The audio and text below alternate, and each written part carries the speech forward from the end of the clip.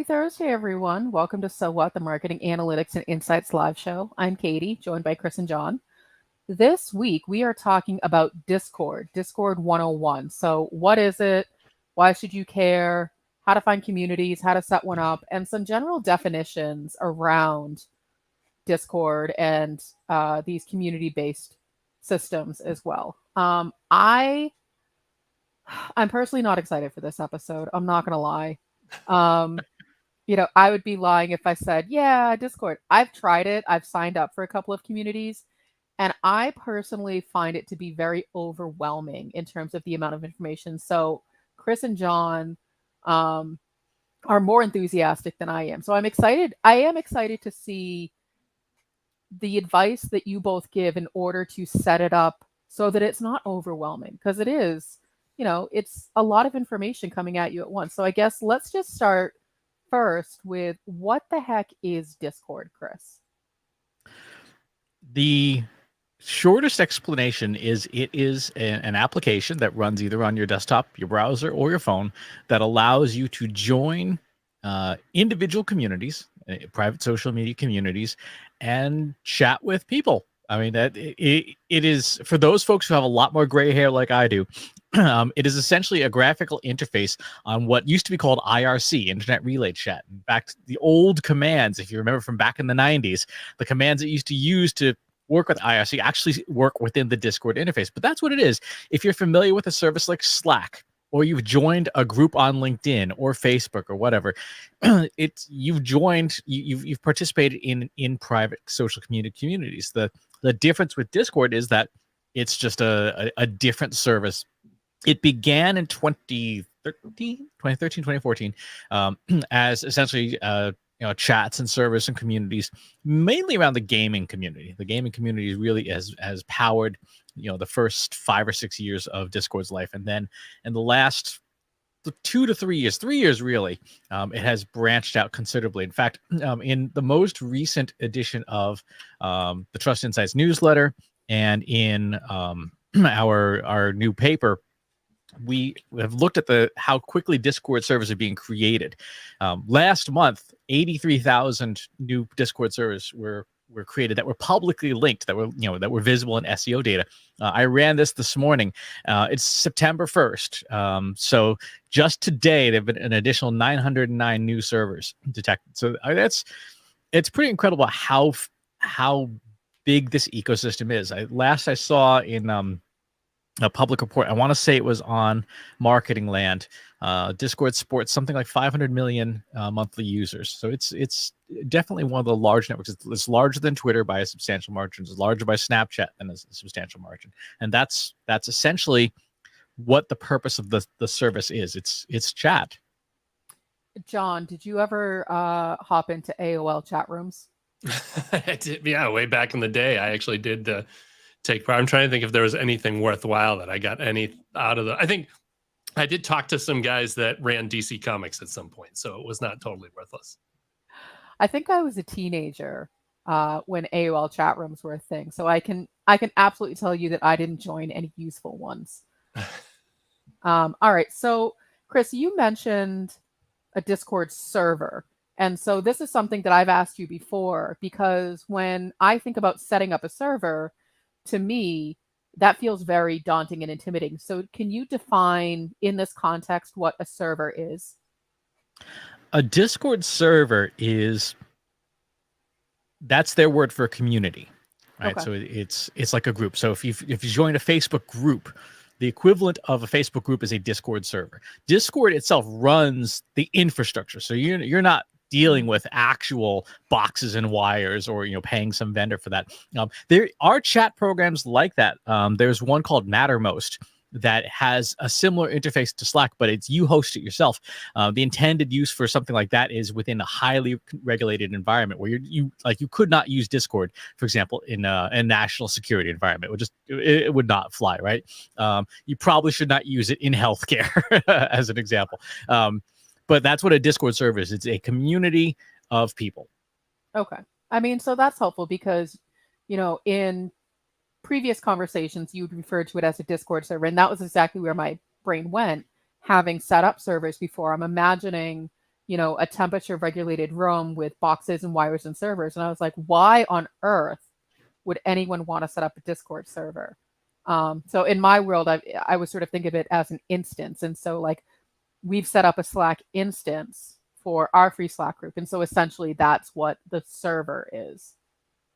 Exactly. And it's funny. That's one of those things where you can actually tell the different language people use with stuff like that. So for example, with Slack, again, this is from the Trust Insights newsletter. Slack, people refer to them things as Slack channels or Slack workspaces or Slack communities. We use Slack community. With Discord, Discord server that is the nomenclature that people use far above pretty much anything else. So just from a name perspective, that's what they mean. What do you say, John? What's your terminology of choice? Yeah, well, like I said, Discord server is totally the way to go. But how about as far as the actual infrastructure then? So when you're setting up an instance, as we'd say in Slack, but when you set up a server, like that's not even virtual Docker container. It's still all entirely hosted by Discord, right? You just set up the name for your server and then basically start paying your monthly fee, and they still take care of all the infrastructure, right? That's right. And you can set up servers for free. There's limited features you get, but they are free of financial cost up front. And that's actually a really important point because unlike Facebook or LinkedIn and their groups, those companies, they make their money through advertising. So you are constantly competing with everything else they're trying to make revenue off of. Services like Discord make money in two ways. One, you can buy a personal upgrade to your account called Nitro that allows you more chat icons, animated icons that you can use in chats, things like that, an animated character background on your profile, etc. That's $99 a year. And then servers, the groups, the instances, you have these things called boosts. And boosts are essentially a $35 charge and you need, there's 3 levels of them to add features. So, for example, you can live stream in a free Discord server, but I think it's set to like 480p resolution. And if you boost to level 1, which costs $70 for the year, you can go up to 720p. If you boost to level 2, it goes up to 1080p. And you go to, and so on and so forth. So you add more features. You can add more animations and cute images and stuff to your server the higher you boost. The maximum level is 14 boosts, which I believe is what's 14 times. So that is $490 a year to have your server be at the top level. And then you get a custom URL and all these things that they're nice vanity things, but critically there's no advertising, right? So when you're interacting with people on Discord and stuff, you're not seeing ads and you're not competing with essentially advertisers just to be heard. Okay. So let's get into it, because I know we want to talk about, what this means for marketers and how to find groups, but I'm interested in, setting one up and how you organize it and how you think about it. So in our latest newsletter, we talked about running communities and sort of the lessons in terms of what you can do, setting intent. But what we want to focus on here is really the actual software itself. Right. So after you sign up for a free account, this is what you start with. You start with nothing, right? It is just your account. And there's a couple things to pay attention to. First off, is in your account settings itself. As a user, as a person, you will probably want to do some customization of your profile. Now, this is the area where you are allowed to talk about yourself and promote yourself, right? So in this case, I would say, find out more at Trust Insights and stuff. I might want to have a profile banner. If I upgrade with Nitro, I could put, for example, our company's logo here on my profile. I can change my profile avatar to something amusing. Let's see if I can find. I can use this, just as an example, as my profile avatar. So again, for Nitro, for animated stuff, you have to upgrade to Nitro. So this is your profile. This is what you have, that when you join a server, when you join a community, and someone clicks on your name, this is what they'll see. So if there are very few places in Discord, in communities, you're allowed to be promotional, this is one of them. So make sure that you spend some time putting a little bit of effort into it. Of course, the usual things, like make sure that you've turned on two-factor authentication. Choose the level of tolerance you have for not safe for work things. People can direct message you stuff if you choose to engage with them. Choose what kind of data you want. Do you want to allow content that's 18 plus for you to be able to see it? Those would be useful things to do. You can connect different apps, manage the different devices, and so on and so forth. So there's a lot of different things. You can connect certain social accounts to your Discord account. So, for example, your Twitter account, YouTube, Facebook, GitHub. Again, for marketers, you'll probably recognize a fair number of these, Twitch and things like that. If you are, we are streaming this show right now, this live stream on Twitch. So I could attach my Twitch account to this here and say I allow you to show when I'm using Twitch, and maybe even show what stream I'm using. So that's the personal stuff. How do you want Discord to look? But I would say those are the basics, just getting your profile set up. That's part one. Okay. So now you're given this blank canvas. And so one of the Discord servers that I joined, the communities, had channels upon channels and sub-channels upon those channels with the threat. And it just, for me, it was too much. And so, where would you recommend, if I'm a marketer or if I'm a community manager wanting to start my own Discord community, what do I do first? Do I create the channel, then invite people in? I invite people, then create a channel? Is it a chicken and egg thing? Before going and starting a Discord server, I would recommend you spend some time in some existing ones and get a sense of how people who are using the service are accustomed to using it. How different servers are set up, because you'll see a bunch of different styles. So one of the things you can do to find servers that might be appropriate, in the beginning, obviously Discord says, here's some public servers. It brings you to a nice search page, and then you will obviously see there's a number of different servers and topics, but there's a nice little search bar here. So let's type in marketing. See, there's 15 business communities for marketing, 12 collaboration ones. And you can see, people here, this one, 445 people in this community, 3,800 members. The marketing collective, 228 folks, 2,100 members, and so on and so forth. There's a lot of different communities. Let's pick this one. And this is a public community. So certain Discord servers, once you are above a certain member number, you can choose to be listed publicly. I believe it is 1,000 members. You can choose to be listed publicly, and then people can find you with the built-in system. If, however, you're a smaller server and you're trying to get noticed, you're trying to get to that number, there are third-party services, many of them free, that will allow you to list your server. One is a company called Disboard, and you can list your server here. But again, this is a place to look for if you wanted to look for servers to join. There's 280 ones here. So we saw in the official community, there were 15 servers that had marketing in the name somewhere or in the description. Here on this service, because there's no minimum requirement, you've got a bunch of different servers that you could join. E-commerce advertising, every person in the world who's marketing an NFT, there's all that stuff in here. Entrepreneur communities. So those would be the two ways that I would initially say you would be good to get started in terms of just finding places. So we joined this server, and you're prompted with the welcome screen.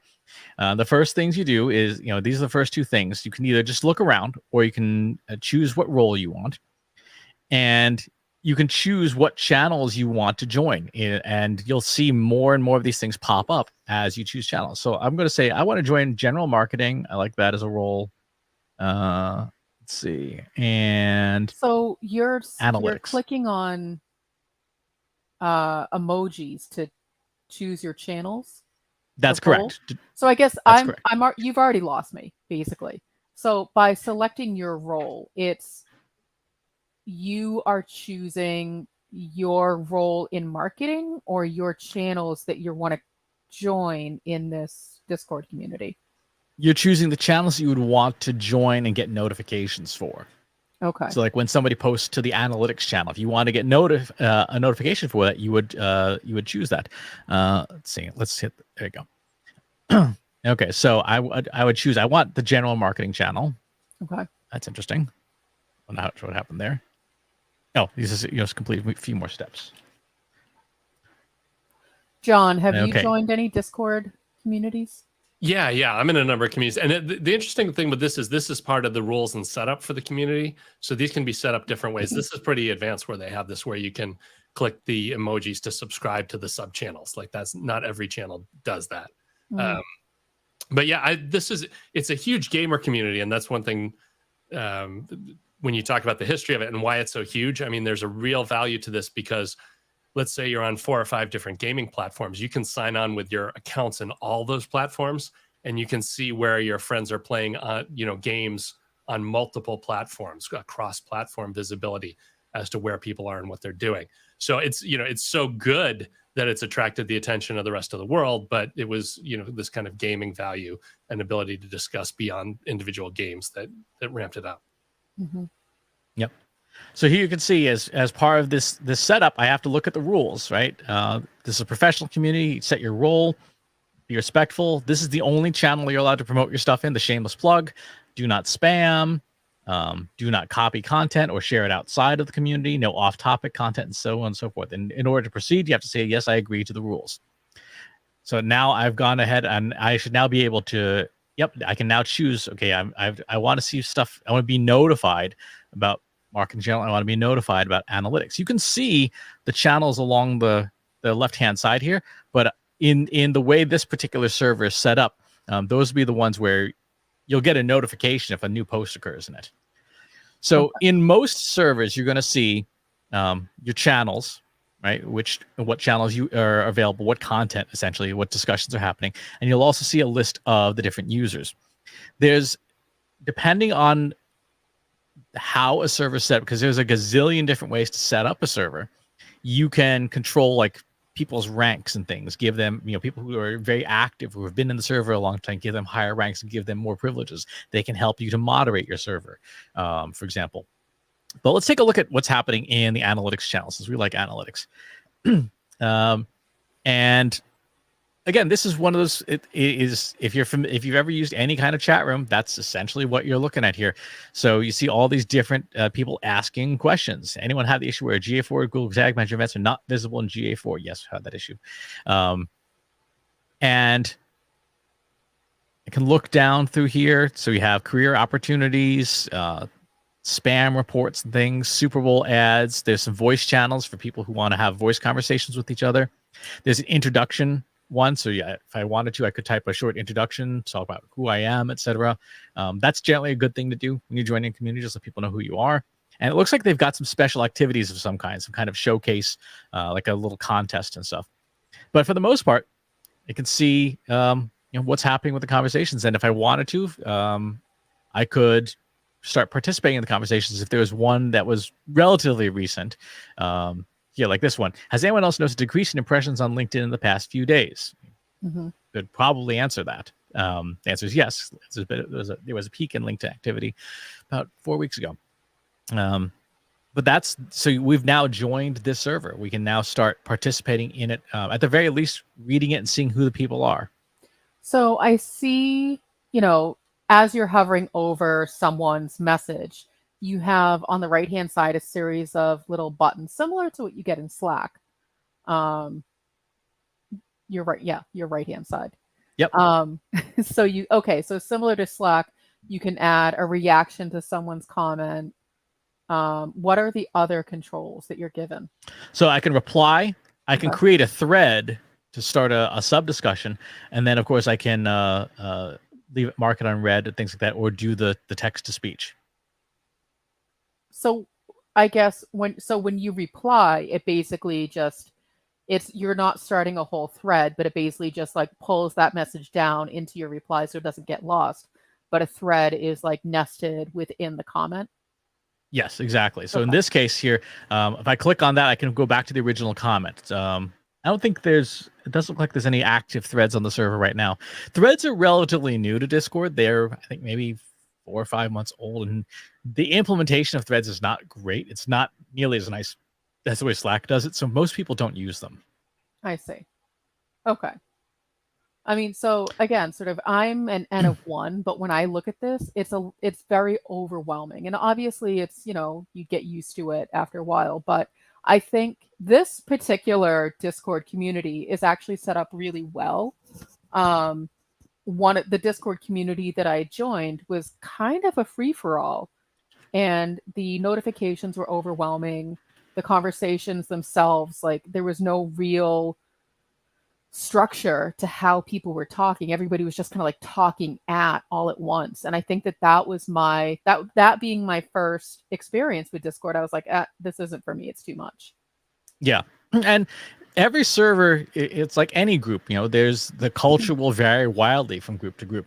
One thing that is useful to do, though, is if you're going to set up a server, make sure that you tell people about it. So like our friends over at Towards Data Science, they have themselves a Discord server now. And if you click on through that link, I'll just jump right in here. And in this case, they've even got a welcome bot that immediately greets you and says, hey, thanks for joining this thing. Here's some of the rules, right? They hit you up immediately and say, these are the rules of our server. And you go in, you have the welcome, you have your guidelines, of course, the usual rules and stuff like that. And then this one doesn't have any of the sort of the gatekeeping stuff at the beginning. They just have a bot, and then you can immediately start to jump in and see what people are talking about. Interesting. So the culture is wildly different. The setup is wildly different from server to server. Whereas I feel like with a platform like Slack, it's fairly consistent. Like you can welcome people with a bot, or you can do it yourself. But in general, the experience from community to community is fairly consistent. Right. And that's one of the things that I think makes Discord interesting, is you have such wide variation that you can, by going from server to server for a little while, you can pick up some best practices and things that when it is time for you to start your own server, you can say, okay, well, how much control do we want to have? What are the different entertainment options that we want to offer? What are the different bots? Like this server here, the data share server, they didn't set up any voice channels whatsoever. So they're not interested in having people, be able to join a voice chat room, essentially get on a conference call or live stream. This server does. Then they've got a few different rooms that have different purposes based on what's going on. So again, it varies wildly based on who the community managers are and how much they know about Discord and how much time they're willing to put into it.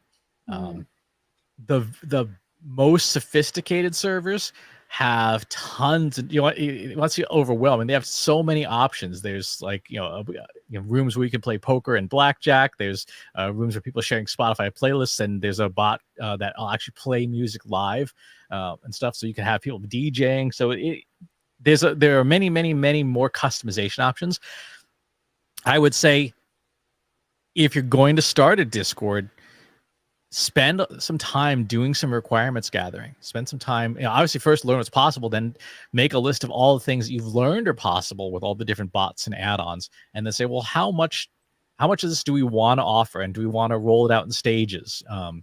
Do we want to have live streams? Do we want to have watch parties?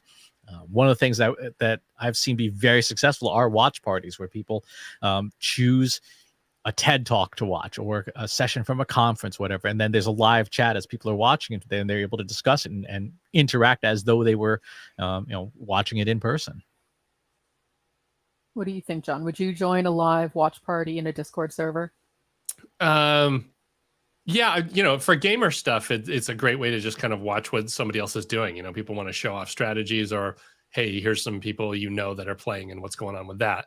That's the only time I've ever seen done any streaming stuff with that. I really don't have the free time to just go hang out and have a rando chat with, gaming or other communities. But it is interesting to notice that it's far more along the line, far further progressed than Slack as far as being able to share video and do audio calls and group into different, side groups and have discussions. Like there's a whole kind of level of online conferencing that Slack doesn't come near, that these guys are way ahead in. Well, and I feel like, Chris, that goes back to your comment about requirements. But before you even get into, sort of the what's possible, you really need to know why you're building the community in the first place, and what is the community member going to get out of it. What do you, as the community host, want to get out of it? A lot. I was talking with someone this morning who was sharing with me that their company wants to build some kind of a community, but the intention of the community isn't really clear. So there's hesitation to bring people in when there's really no clear value for, if I join this community, what am I going to get out of it? And I feel like from there, once you have that, then you can say, does, a voice channel align with the goal of the community? Does a watch party, is that something that would align with the goal of the community? So I feel like there's a lot of, and this is where people skip over, there's a lot of upfront work that needs to be done first before you even start messing around with, the features and the look and feel. Yeah, very much so. There's a lot of groundwork. A well-run community, you don't see how much happens on the back end, right? In one of the communities that I'm a moderator in, the moderators server, because they set up a separate server just for the moderators. The moderators server is probably just as busy as the community itself, because people are saying, what about this change to this rule? When do we want to do this event? What are we going to do for this thing? Who's got some content for this? Can anybody do this? And so there, it's a server of about 700. There's 8 moderators, and somebody's doing something at any given time of the day, because the moderators are located around the world in different time zones. So there's around the clock coverage. That's the more moderation and the more administration you have, the better a server tends to run, because there's more features, there's more events. You can see here, for example, this server already even just has a channel getting ready for inbound next week. So they're apparently going to have a back channel. And that's one of those things where, you'll see this in the new Dark Social paper that we just published. There's no way for HubSpot to monitor what's being said, except for someone like us to just join the server and stuff. And yet there may be a lot of back channel at events, but now it's not on Twitter anymore. Now it's in private spaces. And so someone who is a community manager for a company like HubSpot would have to get teams looking at all these popular marketing servers and seeing who's talking about inbound in each of those places. Mm-hmm. Well, and I feel like that goes back into the purpose. And so, Chris, you mentioned that you moderate for a Discord community that's around the clock. It's available all the time. For our Slack community, Analytics for Marketers, we're just too small to be able to offer that. We know that we have people in different time zones, but until we grow, we can't be a 24/7 community. That doesn't stop people from posting, but they may not necessarily get some kind of a response from us or from other members. Mm-hmm. Now, what's interesting about a lot of the communities too is that they're mostly all volunteer. There are some where they're paid staff. Joe Polizzi's Tilt community, for example, folks who work for Joe's company obviously are some of the moderators. With Analytics for Marketers, we could ask if anyone wanted to volunteer to join the administration team. Our server is actually substantially larger than most Discord servers. Our server is almost 2,700 people. Mm-hmm. Generally speaking, you need one moderator per 200 people. About per 150 to 200 people. So our server really could accommodate 10 or 11 of them pretty easily in terms of people responding to things, people starting conversations. Running events is the big thing. These communities do a lot of different events. And something actually that I've been meaning to talk about with our community is doing stuff like a monthly makeover, where you throw out a data set and see who can make the most interesting analysis. We do question of the day, which is just asking our community a question every day, just something to stimulate activity, because the biggest challenge that any marketer runs into is a community where nobody's talking, right? Mm-hmm. We just joined this server half an hour ago, and literally nothing has happened. There's not been a single post in this community. That's relatively quiet. Same for the data share, even though there are, how many people are in this? Quite a few. So those are just the folks who are online. It's not particularly active. Discord servers tend to be fairly active. They tend to be, again, around the clock conversations of some kind. So for our community, for Analytics for Marketers, we don't really have, I'd say, the pace at which we would need a team of 10 to moderate, because there's just not that much activity, but we certainly have the raw numbers. Yeah. No. How about for moderation? I just wanted to ask you about that. Because I've never been involved with that side of it. How often do moderators have to get involved? Because the most common case you always see is users that are getting out of hand and being crude or causing problems. Is that a big part of moderation, or is there other stuff that goes on in that?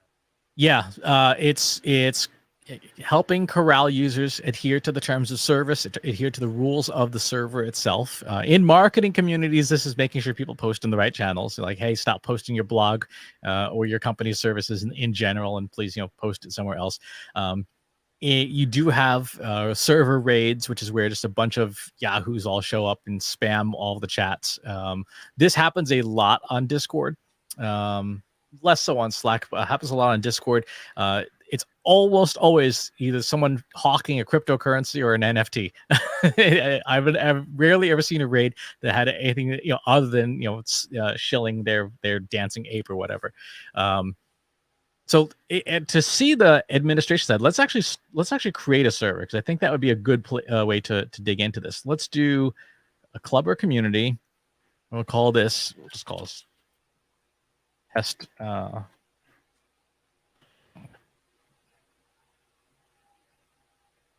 Okay, and so immediately you've got a brand new server. There's 2 channels, right?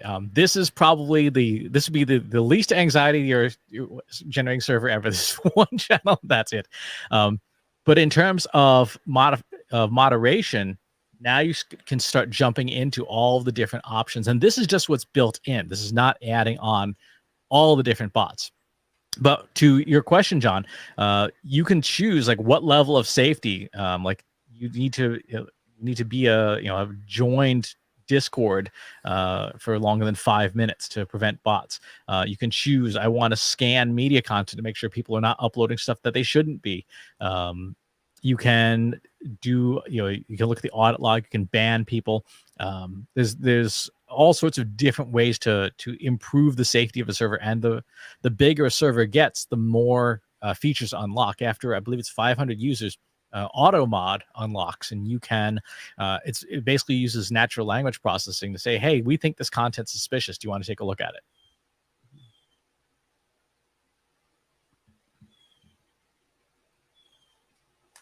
Interesting. All right, so let's say we're just going to start with a general channel.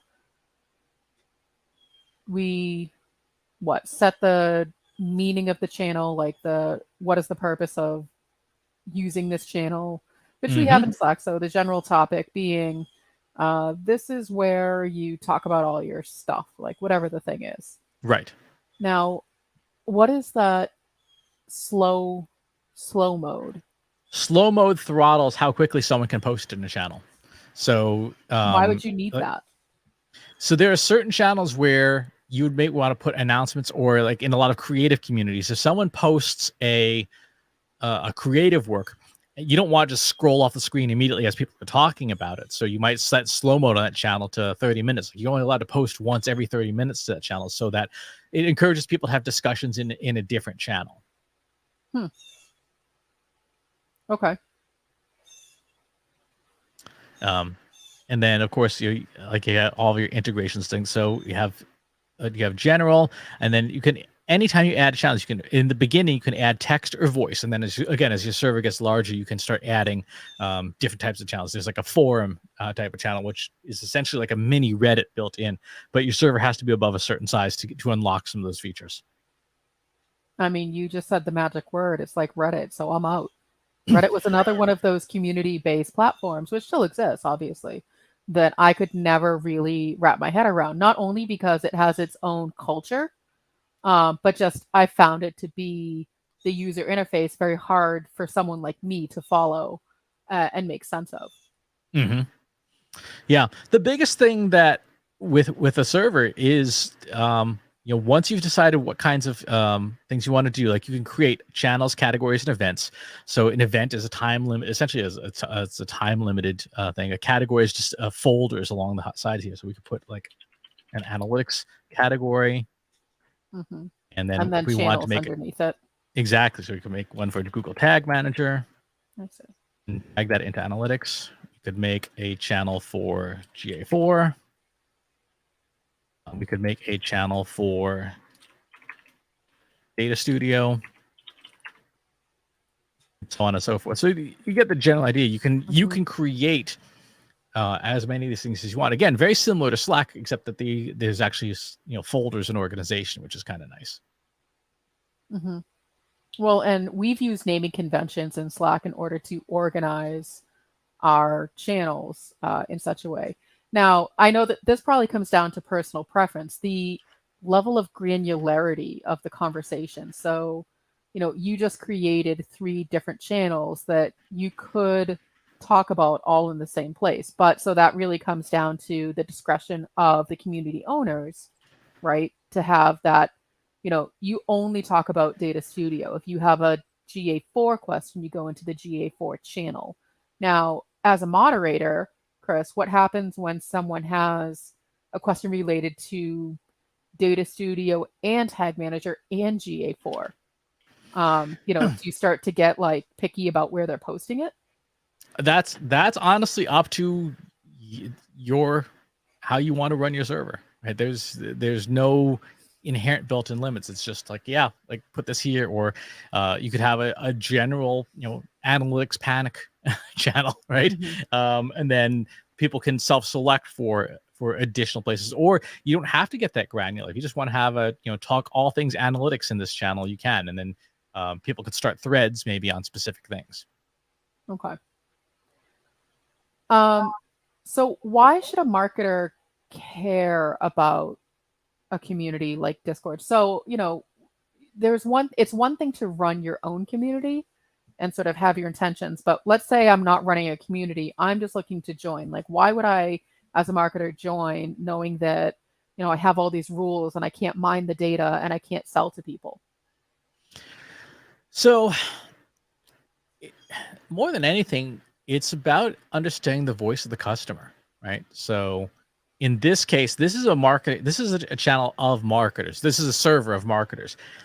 Yeah, I can't go and just rip all the data out here, but I can go read through it, and maybe I'm doing putting together my weekly content about marketing or analytics. Maybe I'm doing something for my You Ask I Answer series, and someone's saying, "Hey, has anyone else noticed a decrease in impressions in LinkedIn?" There's a blog post, right? Mm-hmm. This person asked this question. I can anonymize it. I can blind it. And then answer that question. Here's one. Does anyone have a standard KPI they track around brand and SEO marketing? Yes.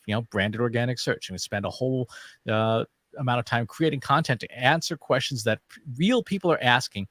And most importantly, real people are asking behind closed doors, where they're not necessarily concerned that their boss is going to see it or whatever. So you're going to get real questions from people. And I think there's a lot of value to that, to seeing what people want to know. And if I'm in this space, I would want this information. What about you, John? Why do you join communities, like marketing communities, for example? Yeah, well, we've talked about like the big 3 of these things. One is that there's no advertising. You're paying to get in there, so you're not competing with anybody else, and nobody just gets to the top of the list because they've spent enough money. You've got a chronological feed. Whatever's latest and greatest is going to be right there. It's not, you're not going to see these weird posts from 5 days ago surfacing again. And just the fact that you have it, fully moderated and controlled. You have a full ability to kick users out, see what comes to the time. Yes, squishies. We were talking about squishies this week. The squish community exists only here, right? There's no other place where you can find these people. And yeah, as far as if you want to figure out when Target's going to have their latest shipment of squishies coming in this week, like this is the place you want to go. And so, yeah, it just seems like this is a better way to do a lot of the stuff you get on social, and it's more of a private community. You know, Google doesn't come in here and index any of this, so you need to know to go here, and you need to be let in to get the info. But there's a lot of great pockets of data here to get into and just kind of figure out what's going on and what's on people's minds. Yeah, like for example, this person is announcing that Molly, Clips, Mystery Bags, Squishville, and stuff just came in at Target. This is 10 days ago. If I was Target's retail manager for the toy section, I would spend some time in this server to figure out, okay, it was a pretty big deal. You know, there's 1,500 people in here. They're taking photos in my store, stuff. You know, all the different name stores, Walmart and stuff like that. Now, this is obviously a Discord server that's very different. It's not a server about marketing. It's definitely not B2B. But it is, you know, a community of people who are very passionate about something and are clearly going to be spending some money. Mm-hmm.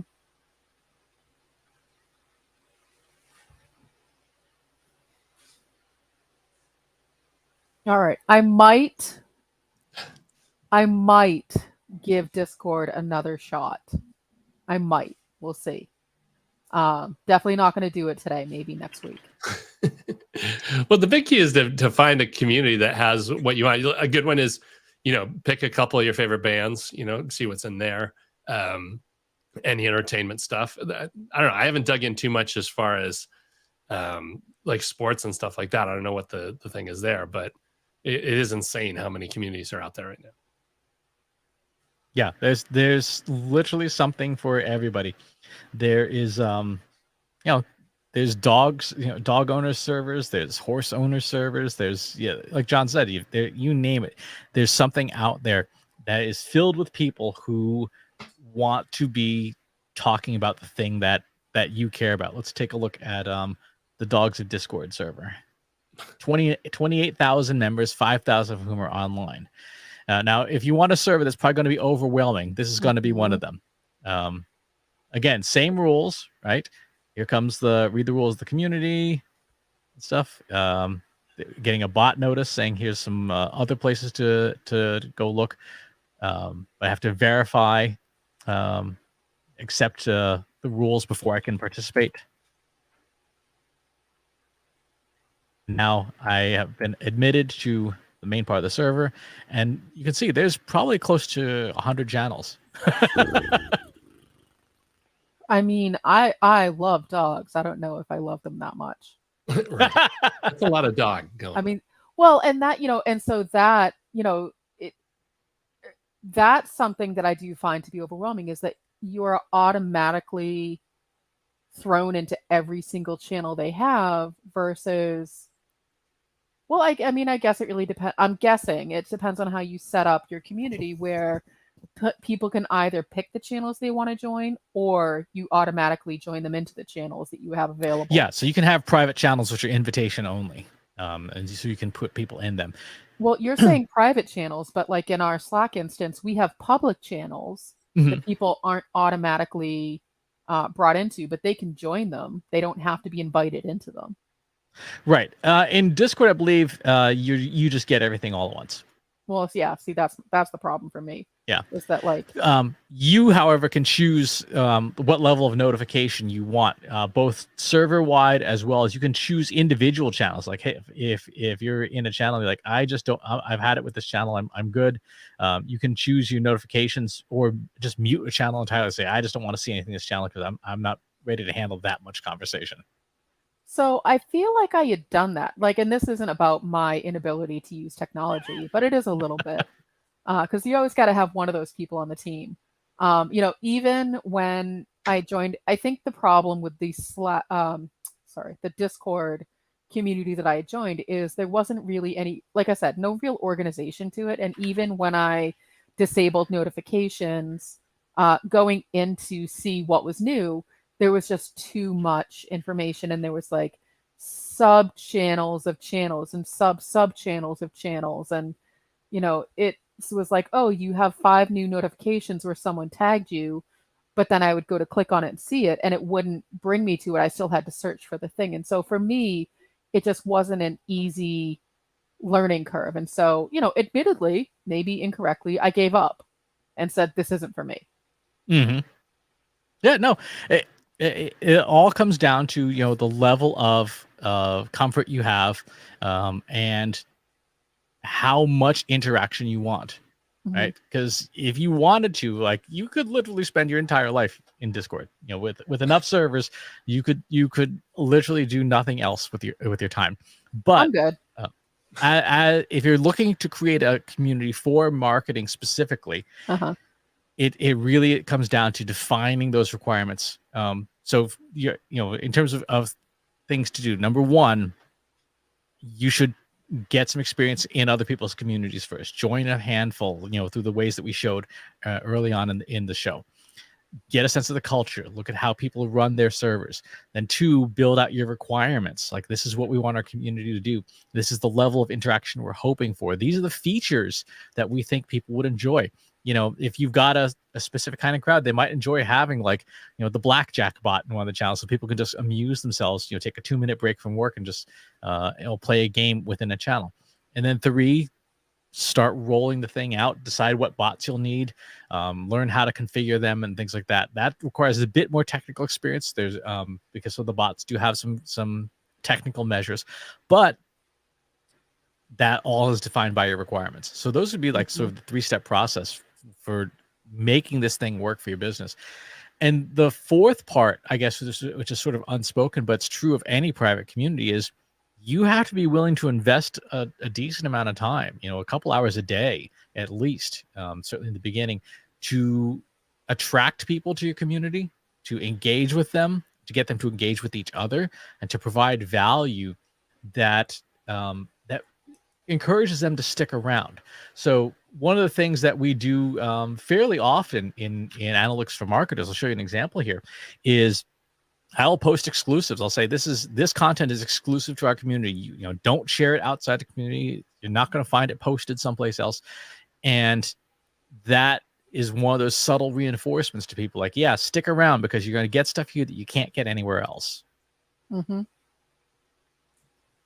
Well, and if you want to join our free Slack community, you can do so at trustinsights.ai/analytics marketers, where you can join us and almost 2,700, not 1,000 other marketers who are talking about marketing and analytics and everything in between. And you'll find me and Chris and John there every day with running color commentary. We did ask our community about Slack versus Discord. That was one of our questions of the day. And we didn't really get a strong response that we needed to move from Slack to Discord. But I do think it's a question that's worth asking at least once a year, if not more frequently, as the technology evolves.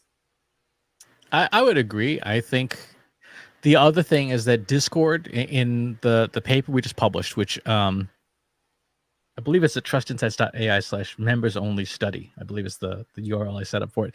For people under 35, Discord is where you see very heavy usage, right? It is 9% of the US population 18 and up already uses Discord, but when we broke it down by age, that was the group that used it the most. And as the folks who are very young now, in the 13 to 21 crowd, in the next 5 years, they move into the workforce. And as they become more and more, part of the workforce, they're going to bring today's habits like TikTok and Discord into the workforce with them. And so if you are thinking about engaging with those folks, you might have to move to a platform like that, because it's what people are used to. Makes sense. What do you think, John? Yeah, the thing is, though, that as far as network effect, there's huge momentum behind Slack. Slack just did a better job of getting to the B2B space. And so there's a ton of people on there. And then, you have the 8 million pound gorilla that is Salesforce.com that is also affiliated with Slack. So it's kind of, it's the new IBM. But yeah, over time, and especially if they don't close the feature gap, that's the thing I'm going to be, continuing to watch. Can Slack up their game and become, have parity as far as features, or is it going to be one of those things where, Discord's just always calling to the more tech savvy users? Yep, and to the entertainment users, the folks who want to be using it. One of the things that we see a lot of influencers doing is they have a Discord community. So if you go to their Twitch community, the Twitch channel, you'll see their Discord server linked very prominently, and they'll say, when I'm not streaming, go join our Discord. So if you're doing any kind of influencer marketing, and those influencers are particularly in the entertainment space or the music space or the gaming space, you're going to spend a lot of time on Discord. I feel like we'll be covering Twitch at some point, because that is yet another platform that this person right here is unfamiliar with. Can you tell that I am just not the tech guru of the team? I don't know how many different ways to say it. If you're spending a lot of time on Twitch, I'd be worried. I mean, that's fair. Okay. I'll take it. The only thing worse is Reddit. So. All right. I think that's going to do it for this week's, folks. Thanks for tuning in. Bye. Thanks for watching today. Be sure to subscribe to our show wherever you're watching it. For more resources and to learn more, check out the Trust Insights podcast at trustinsights.ai/TI podcast and a weekly email newsletter at trustinsights.ai/newsletter. Got questions about what you saw in today's episode? Join our free Analytics for Marketers Slack group at trustinsights.ai/analytics for marketers. See you next time.